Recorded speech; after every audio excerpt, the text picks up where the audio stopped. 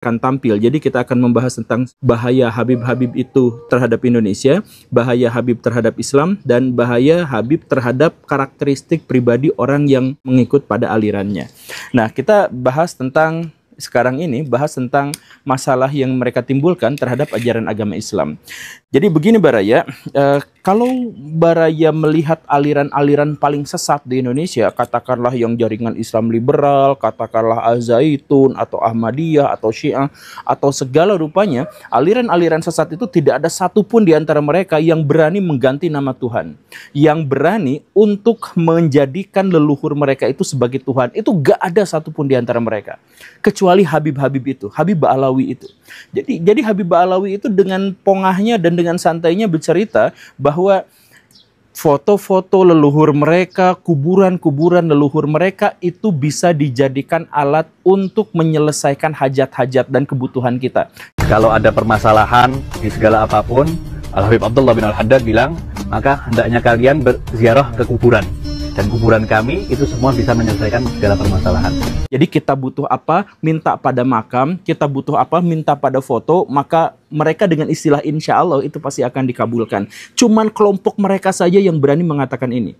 Karena apa? Ya karena kalau misalkan dalam perspektif Islam meminta pada selain Allah, apalagi kepada kuburan dan foto, itu sudah fix murtad.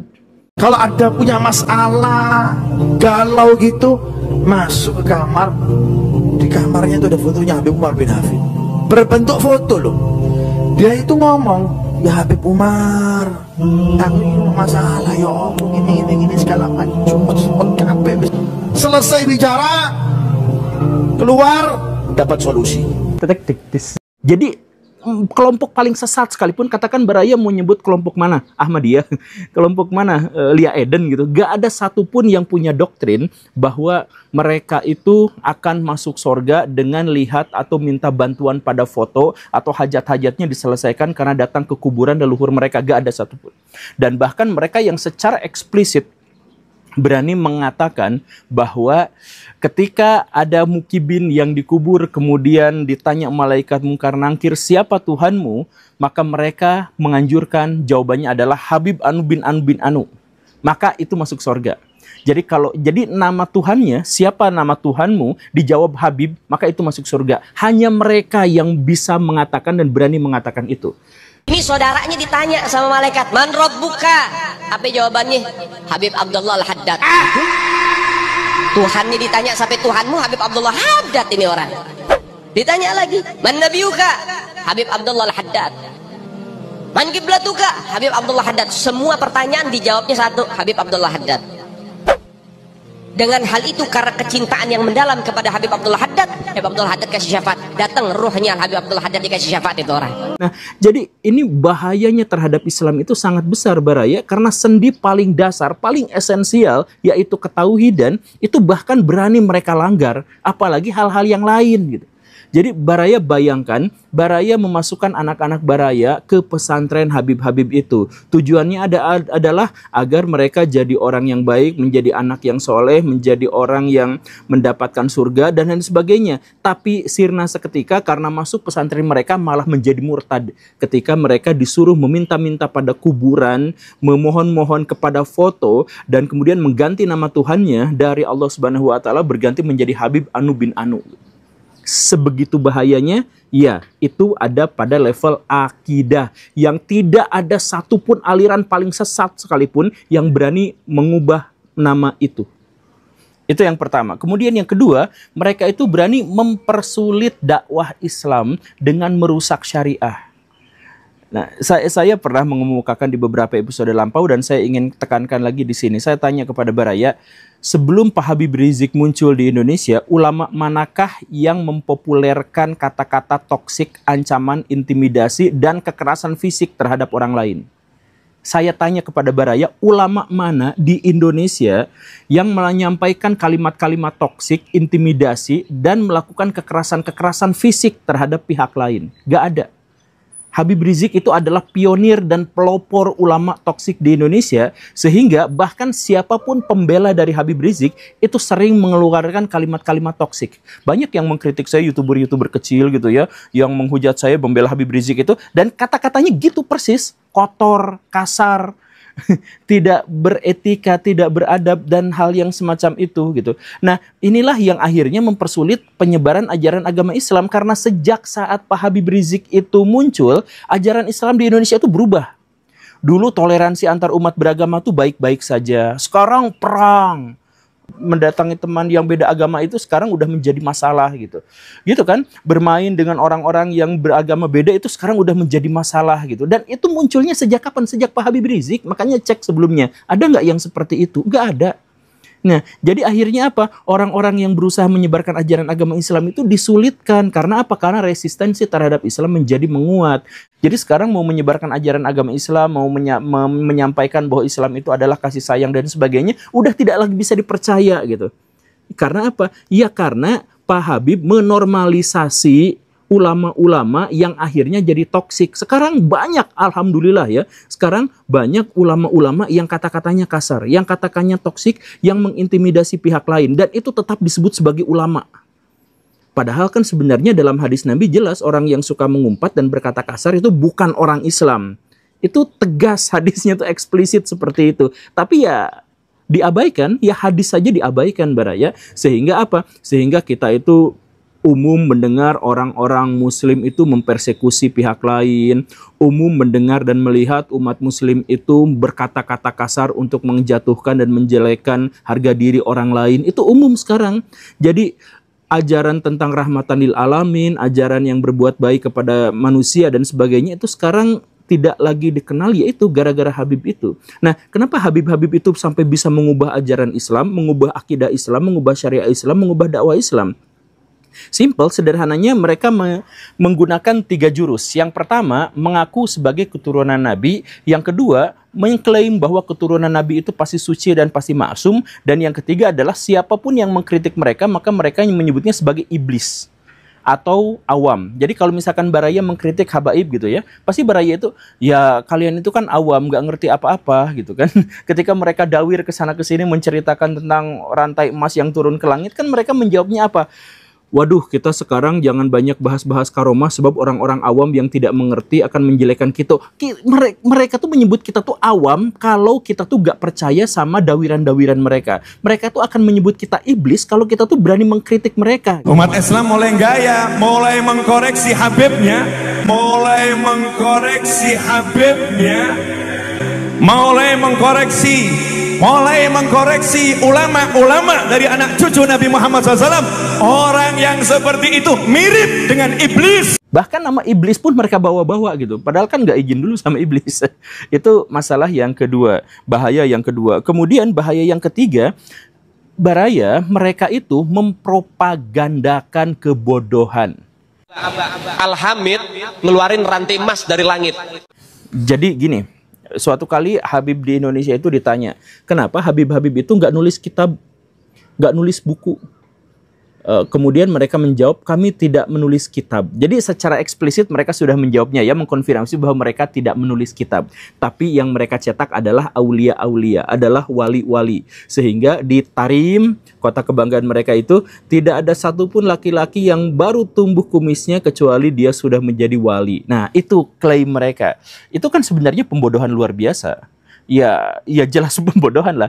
Nah, kemudian mereka ceritakan bahwa leluhur mereka itu adalah bisa naik ke langit karena ada karomahnya, karena mereka wali. Kemudian mereka itu bisa Isra Mi'raj sampai 70 kali karena mereka itu wali dan sebagainya. Itu saja sudah kebodohan. Tapi kebodohan itu gak seberapa dibandingkan mereka bahkan berani mempropagandakan kebodohan itu. Kompas, CNN, Sindo, kalau misalkan Baraya ngetik ke mereka misalkan biografi Habib Kuncung, misalkan biografi Habib ini gitu misalkan, itu langsung yang keluar itu adalah karomah dari ini, karomah dari ini, karomah dari ini dan sebagainya. Tapi nggak ada catatan sejarahnya. Bahkan catatan itu sebenarnya berbohong, karena misalkan gini, Mbah Priuk itu kan salah satu Habib. Mbah Priuk itu sebenarnya anak buah kapal biasa aja. Tapi kemudian mereka propagandakan sebagai penyebar ajaran agama Islam di Jakarta. Baraya datang ke makam-makam Habib itu narasinya adalah penyebar ajaran agama Islam di, penyebar ajaran agama Islam di. Habib Kuncung, Habib itu kan sebenarnya bukan siapa-siapa, orang biasa aja. Tapi setelah meninggal, anak keturunannya kemudian mengklaim bahwa mereka itu wali, mumpung nggak ada catatannya gitu ya. Mereka wali, kemudian bikin karomah-karomahnya. Setelah bikin karomah-karomah itu mereka propagandakan di kitab-kitab mereka, kemudian dia di semua media digital yang dikenal di Indonesia. Silahkan cek Baraya, Koran Sindo, Oke Zone, Detik, Baraya ketik misalkan biografi Habib Anu. Yang keluar itu adalah biografi dan karomahnya. Atau karomahnya yang begini begitu. Isi karomahnya apa? Yaitu yang memundurkan pesawat lah, yang Isra Mi'rajnya, yang di kuburannya itu bisa khatam Quran 8.000 kali dan sebagainya. Itu yang disebutkan di media-media mainstream kita. Dan Baraya tahu kan? Kalau sebuah kebohongan dipropagandakan, maka dia akan diterima sebagai sebuah fakta dan kenyataan. Sampai ada media digital di Indonesia yang nge-blacklist saya gara-gara mengkritik Habib. Ada. Itu kan tidak profesional ya sampai media digital, tapi ada yang seperti itu tuh. Bukan satu loh, dua. Ya, dan yang itu modus standar mereka itu adalah mereka cari leluhur mereka, orang biasa juga langsung diganti riwayatnya, diceritakan karomahnya, disebutkan penyebar ajaran agama Islam di Indonesia, lalu diwartakan ke seluruh dunia plus dengan karomah-karomahnya. Kemudian kalau misalkan disangkal, maka siapapun yang menyangkal Habib-Habib itu maka disebut sebagai iblis, minimal orang awam. Begitu. Dan ketika kita berkunjung kepada mereka, maka mereka itu adalah pemilik kunci surga. Nah, ini masalah keempat mereka. Bahaya keempat dari mereka, yaitu apa? Menjauhkan kaum muslimin dari ulama-ulama yang lurus. Jadi ulama yang ngajarin sunnah, ulama yang ngajarin logika, ulama yang ngajarin kebaikan, itu dihapus, diganti sama mereka. Mereka tuh sampai marah-marah kalau misalkan ada orang yang berziarah ke ulama ini lebih besar daripada yang ke leluhur mereka itu bisa marah-marah luar biasa. Ada orang Malang tanggal 6, tanggal 7 kok masih buka majelis, itu namanya picak gitu. Dari Bandung, dari Jakarta, Kalimantan semuanya datang. Itu panitia sedia nasi kotak 200.000 masih nggak cukup. Itu majelis ente arahkan ke ente, apa ente arahkan ke aulia, ke Allah, ke Rasulullah. Kalau orang ada adab sama wali, nggak berani dia bikin majelis. Ada acara roha, maulid, libur majelis. Nggak ada waktu aja. Hadir bawa semua ke Habib Abu Bakar. Ada hallnya imamen libur. Kalau ada majelis malam minggu kok masih buka, nggak tahu picak itu mungkin yang khodibul majelisnya itu. Nah, karena apa? Karena mereka fokusnya itu adalah menjauhkan orang-orang dari ulama yang beneran dan kemudian dibawa kepada ulama-ulama mereka. Ya, seperti itu. Makanya mereka sampai mengatakan ini kan sebenarnya adalah provokasi yang frontal. Mereka katakan bahwa Habib terbodoh lebih baik daripada 70 kiai yang paling cerdas, yang paling hebat. Begitu kan? Kemudian mereka sampai mengatakan bahwa duduk di depan habaib itu pahalanya jauh lebih utama, lebih besar daripada sholat. Gitu, mereka tuh berani menyebatkan yang seperti itu. Kemudian apalagi mereka misalkan mengatakan bahwa ada orang yang ahli maksiat, ada yang jahat, yang tidak pernah ibadah, yang nggak benar pergaulannya dan lain sebagainya, tapi dekat dan berani mentraktir Habib, maka dia akan masuk ke dalam sorga dengan jalur yang paling instan. Ini adalah fardu, ingat fardu, bukan sunnah. Cinta kepada Habib, cinta kepada Habib, cinta kepada kalian ini adalah fardu. Ingat, fardu, bukan sunnah. Seorang Habib yang gila itu lebih utama daripada ulama amilin. Baraya, video-video yang seperti itu sudah banyak banyak lah sekarang konten-konten kreator yang menjelaskan itu. Itu semuanya sudah fix seperti itu. Jadi ulama yang benar mereka jadikan musuh. Kemudian jauhkan mereka agar dekat sama kelompok Habib mereka, agar nyumbang kalau misalkan mereka ngadain haul, ada nyumbang kalau misalkan mereka ziarah dan sebagainya ke kelompok mereka saja. Fix? Iya, selesai seperti itu gitu. Dan ketika ada ulama-ulama yang lurus, yang pengaruhnya besar di Indonesia, ya paling mereka dekatin. Dan kemudian mereka cuci otaknya. Ini saya mohon maaf ya, saya tuh sebenarnya suka sama Ustadz Abdul Somad tuh, karena ngomongnya tuh enak gitu ya. Tapi bahkan Ustadz Abdul Somad pun ketika beliau itu mengkritik hadis itu luar biasa ketatnya, ketika menafsirkan Quran itu luar biasa bagusnya, tapi ketika mendengarkan cerita Habib dia langsung percaya tanpa mengkritik, tanpa memverifikasi. Kan Ustadz Abdul Somad itu pernah mengatakan bahwa ya, di Tarim itu jalannya tidak diaspal, bukan karena miskin, tapi karena pemerintah setempat itu tidak mau jejak-jejak aulia terkubur sama aspal. Makanya di Tarim Hadramaut Yaman tak diaspal jalan. Bukan karena Yaman miskin, pemerintahnya kaya raya. Kenapa? Karena mereka tak ingin bekas-bekas tapak kaki wali-wali Allah itu ditutup oleh aspal. Begitu mereka memuliakan, menghormati para wali-wali Allah. Kalau yang ngomongnya Habib itu ya gak apa-apa, tapi ini bahkan selevel Ustadz Abdul Somad pun ketika banyak diskusi dan bergaul sama mereka ya ikut gitu juga. Padahal kan kota Tarim itu adalah salah satu kota paling miskin di Timur Tengah dan ada di sebuah negara yang paling miskin di Timur Tengah gitu. Kenapa miskin? Ya karena dikuasai sama Habib-Habib yang seperti itu gitu. Apakah Baraya mau Indonesia menjadi seperti itu? Ya inilah makanya saya katakan ketika saya ngomongin masalah Habib dan mengkritik mereka itu bukan hanya semata-mata gara-gara AdSense. Bukan semata-mata nyari popularitas, bukan, tapi ada hal yang paling penting di situ. Makanya keberadaan Pak Imaduddin Usman itu sangat penting dan sangat berharga buat Indonesia. Kenapa? Karena kan yang tadi bilang, Habib-Habib itu bisa merusak ajaran agama Islam itu karena 3 hal. Pertama, dia mengaku sebagai keturunan Nabi. Kedua, mereka mengaku keturunan Nabi itu adalah orang yang suci. Dan yang ketiga itu adalah bahwa siapapun yang menghujat mereka, yang mengkritik mereka, yang meragukan mereka, itu pasti masuk neraka. Itu iblis, itu orang awam, gitu kan? Nah, Pak Imaduddin itu membahas hal yang paling dasarnya, yaitu bahwa mereka bukan keturunan Nabi.